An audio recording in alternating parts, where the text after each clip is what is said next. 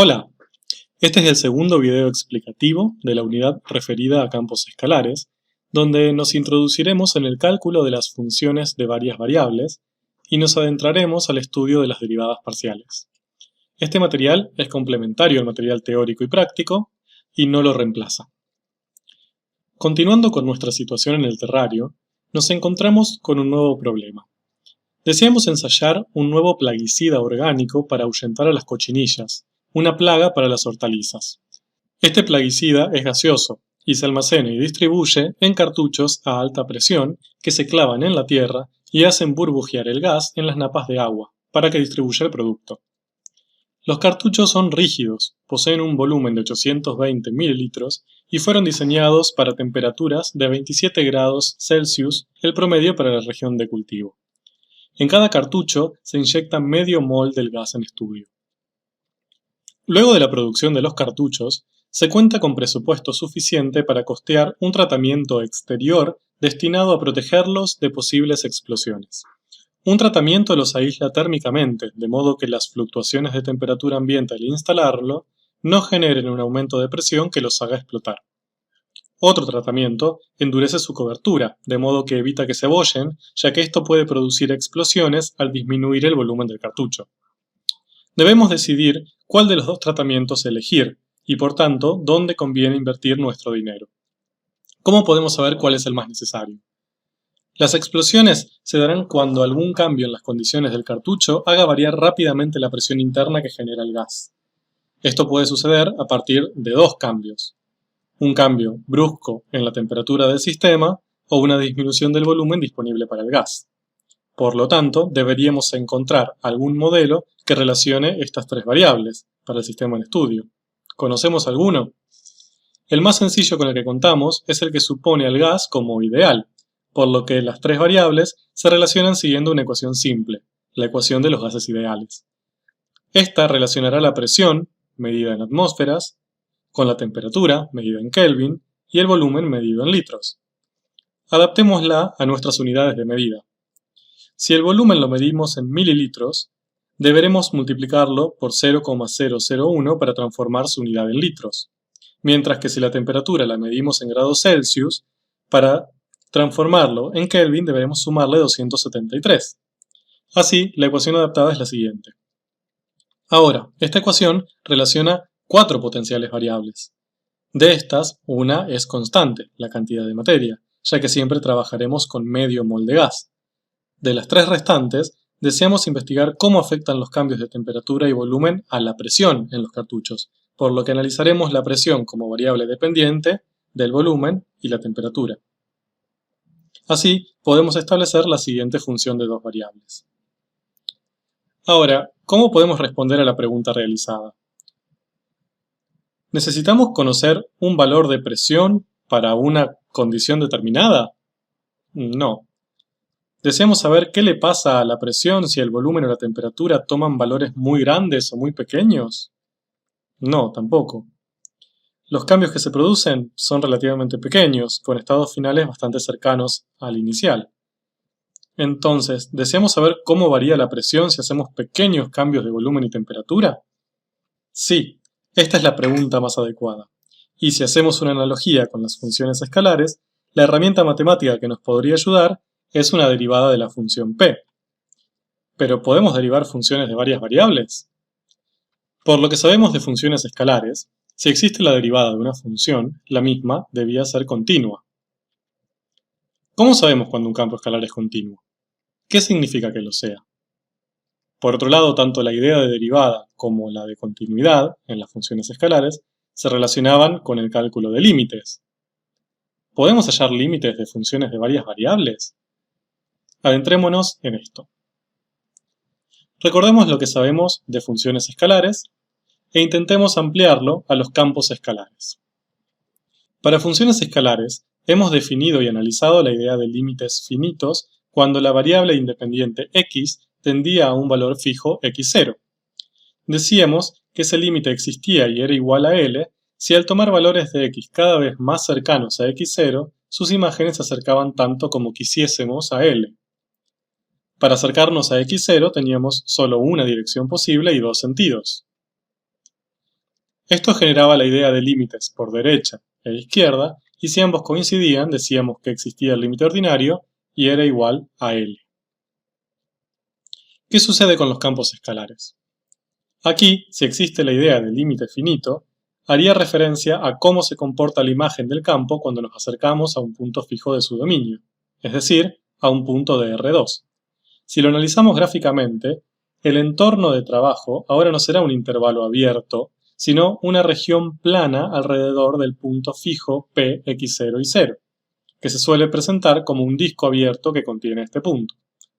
El límite propuesto existirá y será igual a L si al acercarnos al punto fijo, las imágenes del campo se acercan tanto como queramos a L, sin importar qué sucede en ese punto fijo.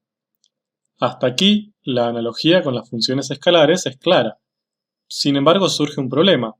¿Cómo nos acercamos al punto fijo? Para las funciones escalares solo contábamos con una dirección y dos sentidos. Pero si nos acercamos a un punto x0 y 0 dentro de un disco abierto, podemos hacerlo de muchas más formas. Una opción sencilla sería hacerlo solo variando y fijando x en la coordenada x0 del punto. Esto generaría dos sentidos posibles. Otra opción sería variar solo x y fijar y en la coordenada y0 del punto. Como podríamos hacerlo desde los dos sentidos de acercamiento, ya tendríamos en total 4 posibilidades totales.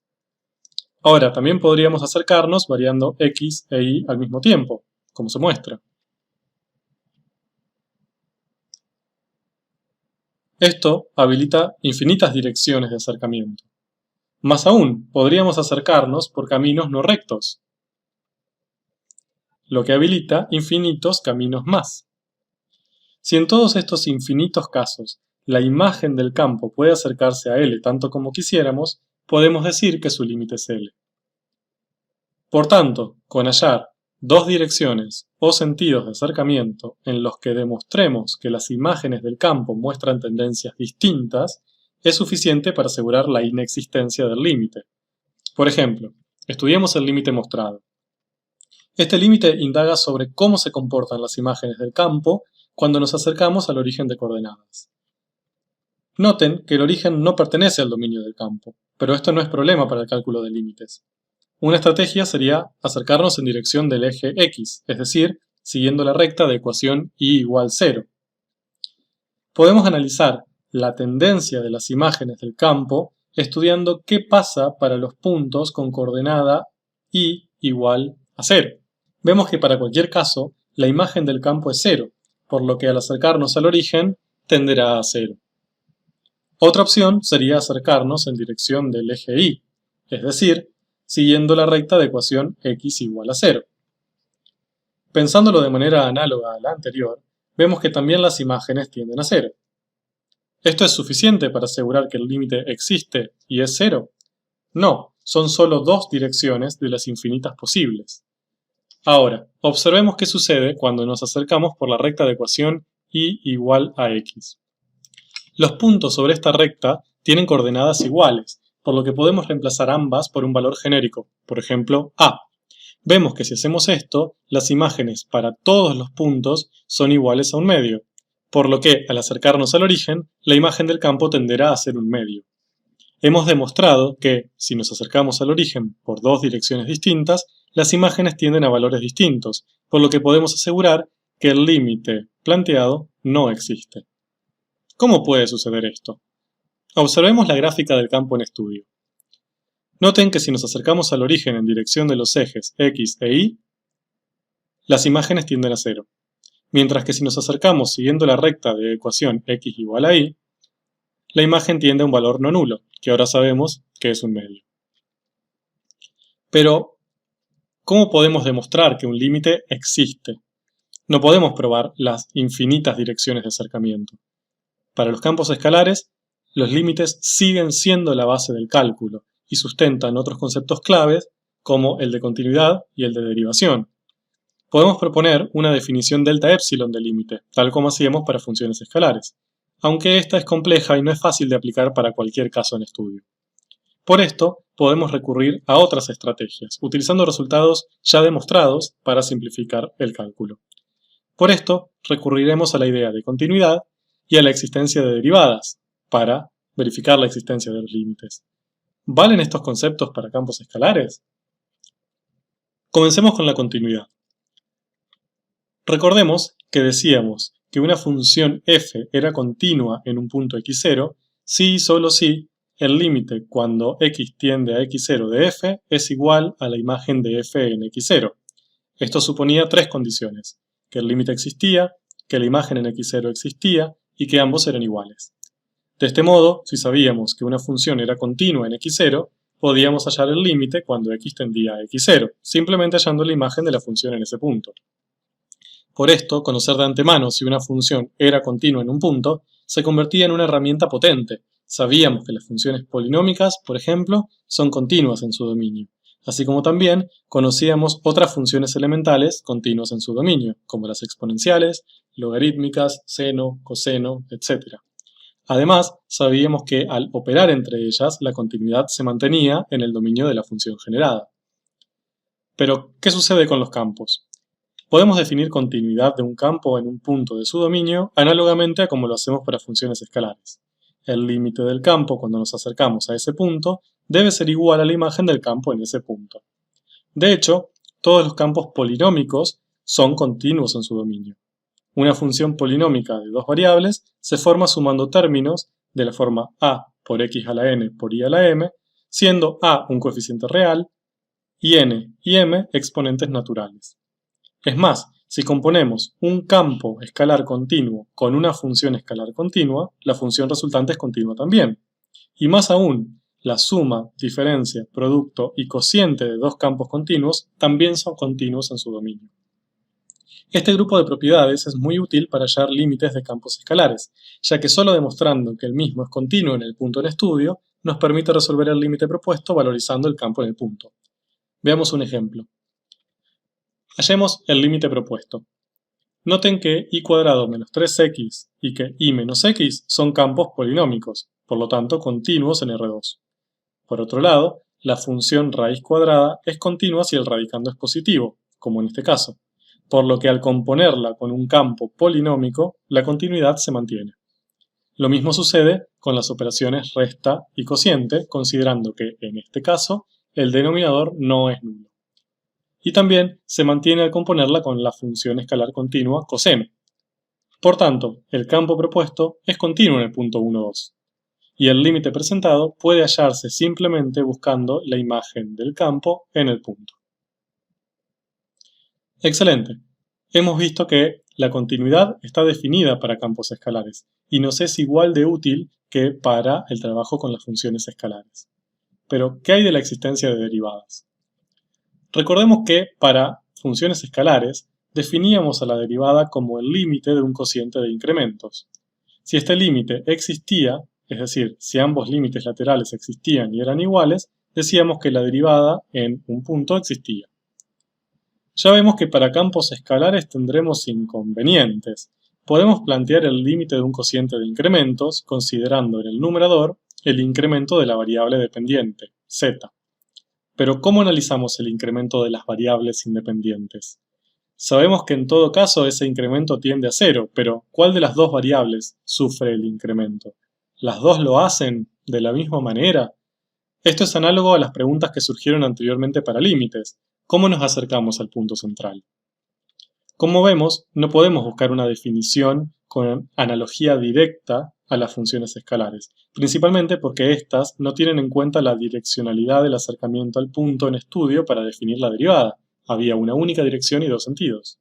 De este modo, vemos que las derivadas de funciones de varias variables resultan necesariamente direccionales, es decir, no solo debemos definir sobre qué campo trabajaremos y en qué punto del dominio, sino también en qué dirección nos acercaremos a él, y así como los límites requerían el mismo comportamiento para distintas direcciones de acercamiento, las derivadas pueden cambiar de acuerdo a la dirección escogida.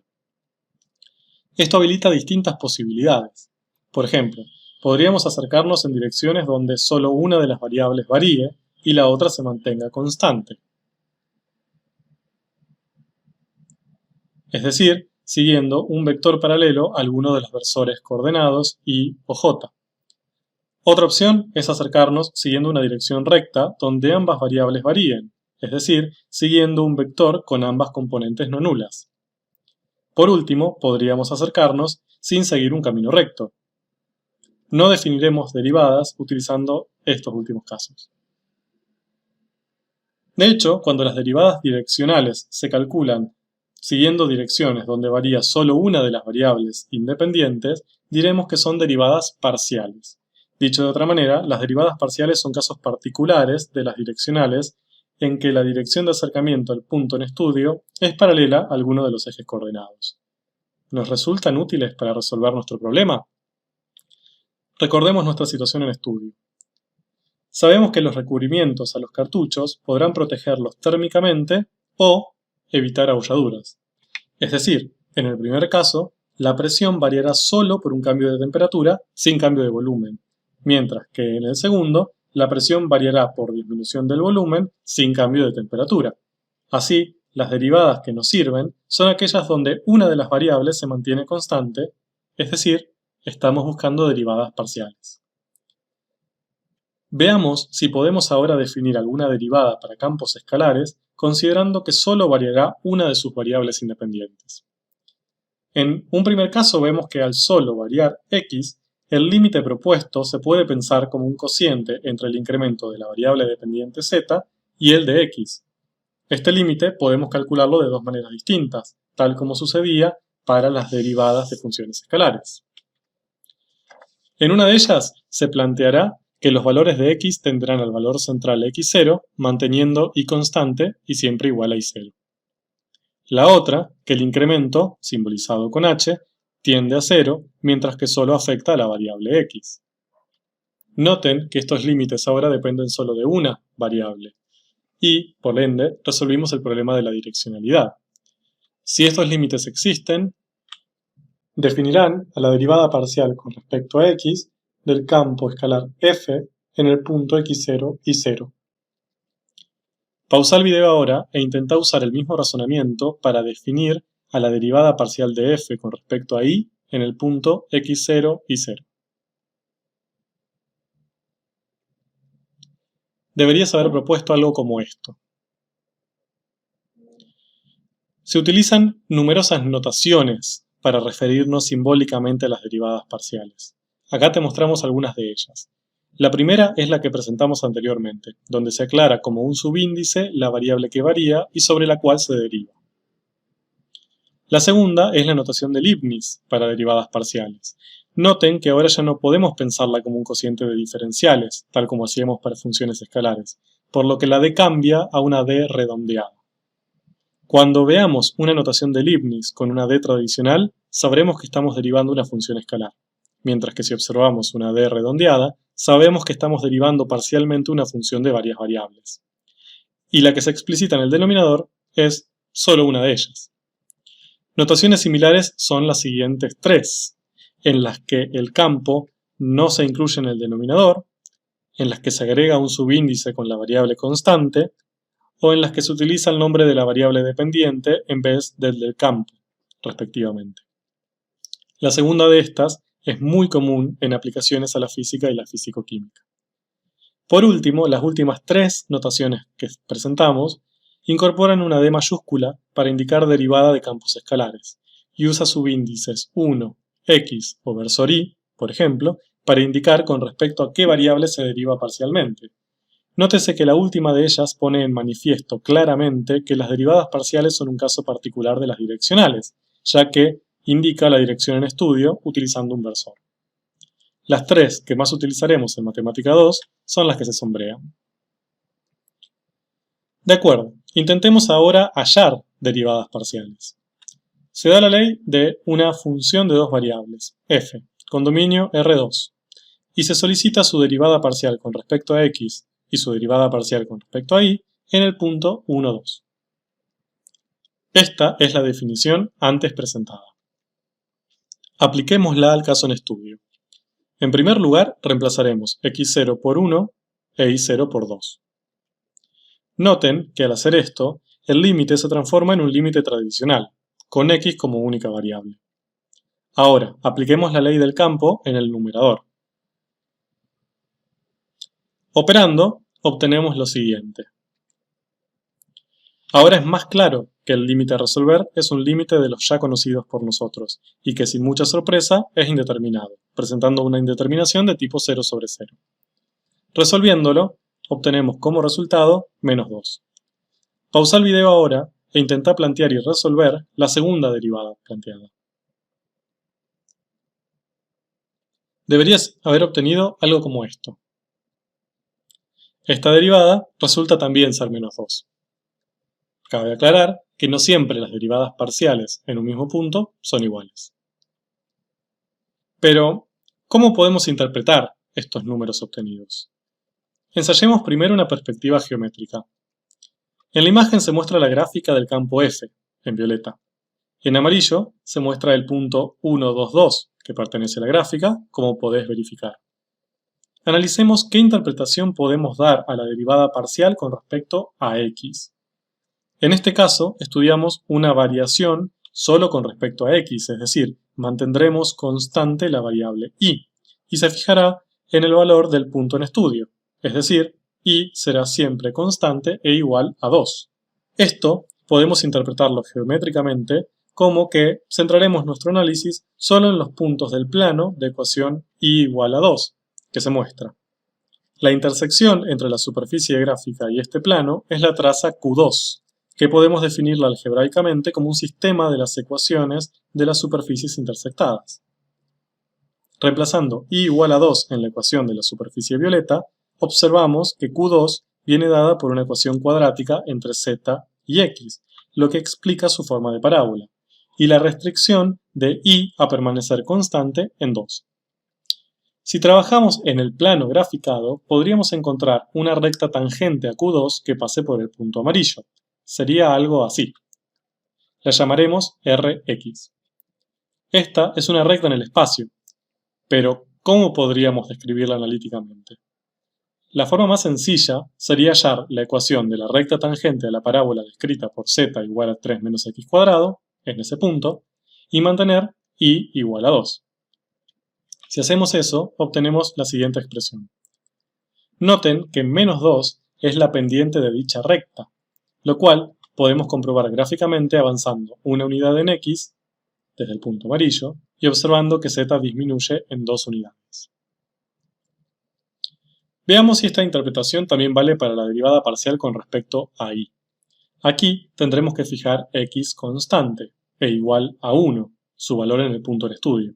La intersección entre la superficie violeta y el plano de ecuación x igual a 1 es la traza Q1 mostrada, descrita por los siguientes sistemas de ecuaciones. Fíjense que ahora z e y guardan una relación cuadrática, mientras que x es constante en 1. La recta tangente a esta curva en el punto en estudio es RI, y podemos describirla de la siguiente manera. Aquí nuevamente la pendiente de esta recta se corresponde con la derivada parcial, lo que podemos notarlo avanzando una unidad en y observando que z disminuye 2 unidades. Que ambas derivadas parciales sean iguales significa que desde el punto amarillo, la pendiente con la que decrece la superficie violeta si nos movemos en sentido creciente de x o en sentido creciente de y será la misma, al menos en un entorno cercano al punto. De este modo, las derivadas parciales se pueden interpretar geométricamente como la pendiente de las rectas tangentes a las trazas obtenidas al fijar la variable constante en el punto en estudio. Nótese que esta interpretación es análoga a la que encontrábamos para las derivadas de funciones escalares, solo que en este caso, al existir una única curva en estudio, la gráfica de la función, no necesitábamos aclarar sobre qué curva buscaríamos la recta tangente. Esto nos lleva a preguntarnos, ¿la interpretación física de las derivadas parciales también vale? Sí, también lo hace. Podemos interpretar estos resultados como la razón de cambio de la variable dependiente al variar cada una de las variables independientes fijando la otra. Por ende, las derivadas parciales son útiles tanto desde una perspectiva geométrica como en otras perspectivas de modelización. Pero para obtenerlas, ¿tendremos que resolver límites? Intentemos hallar las derivadas parciales anteriores pero para un punto genérico x0 y 0. Para la derivada parcial con respecto a x, comenzaremos desde su definición. Si aplicamos la ley del campo, pero ahora en el punto genérico, obtenemos lo siguiente. Noten que todos los términos constantes, es decir, que no dependen de x, se cancelan entre sí, por lo que operando llegamos a esto, que solo depende de x. Y es un límite indeterminado. Rompiendo la indeterminación y calculando para x tendiendo a x0, hallamos que para cualquier punto la derivada parcial con respecto a x del campo f es igual a menos 2 veces el valor de su coordenada x. Escrito simbólicamente, noten que lo que hallamos aquí es otro campo escalar que nos permite hallar la derivada parcial con respecto a x de f para cada punto de su dominio. Si analizamos lo obtenido, vemos que la primera expresión podríamos haberla obtenido de otro modo. Si queremos hallar la derivada parcial con respecto a x, podemos considerar a y como constante y siempre igual a y0. Por tanto, la expresión del campo puede transformarse en lo que se muestra. Esta parece igual a la inicial, pero noten que ahora solo depende de x, es decir, hay dos términos constantes marcados en violeta y solo uno variable. Por tanto, podemos expresarlos como una función escalar g que solo depende de x. La variable parcial del campo f con respecto a x no nos costará más que derivar esta función g. La derivada de los términos constantes sumando será nula, mientras que la derivada del término variable es menos 2x. Esta estrategia da origen a la regla de cálculo de las derivadas parciales. Si queremos hallarlas, solo basta con considerar a la variable fijada como una constante y derivar la expresión del campo en función de la otra variable. Pausa el video ahora e intenta hallar una expresión para la derivada parcial de f con respecto a y. Deberías haber obtenido lo siguiente. Presten atención a los términos constantes y variables en este caso, y que si aplicamos este campo en el punto en estudio anterior, hallamos el mismo resultado que encontramos resolviendo la derivada por definición. Veamos rápidamente otros ejemplos. Hallemos las derivadas parciales para el campo h. Si deseamos hallar la derivada parcial con respecto a x, los factores 2 e y cuadrado los consideraremos constantes.